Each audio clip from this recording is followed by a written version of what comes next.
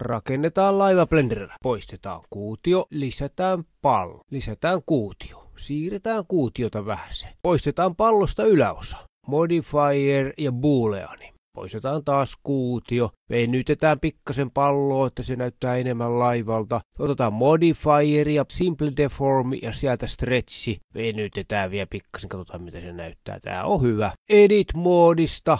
Valitaan muutama pätkä ja tuolta otetaan sillä lailla, että venyttäminen vaikuttaa myös muihin osiin ja säädetään kuinka pitkälle se venytys vaikuttaa.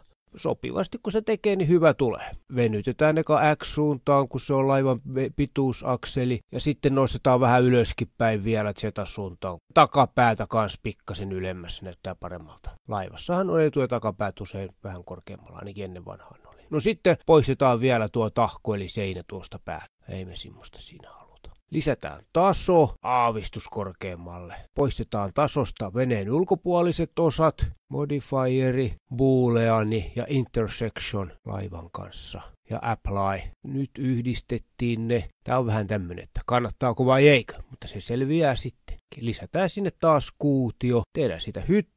Siirretään hyttiä vähän taaksepäin, aavistus ylöspäin, pyöristetään reunoja bevellillä, tollain sopivasti. Jos on liikaa, niin se on liikaa ja liian vähän on vähän liian vähän. Aika komia laiva. Taas simple deformia väännetään. Laivat vääntyilee ja mutkailee. Nykyaikaiset rautalaivat yhtä lailla vetää mutkalle kuin ennen vanhaa on nämä vanhat puulaivatkin. Meri on armoton. Objekti ja shade smoothi saadaan se vähän silleemmäksi. Kohtuu hyvä. Kohtuu hyvä.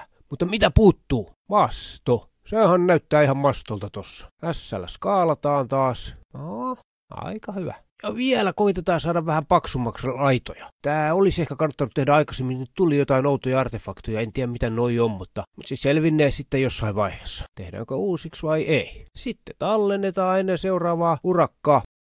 Mutta teepä itse parempi.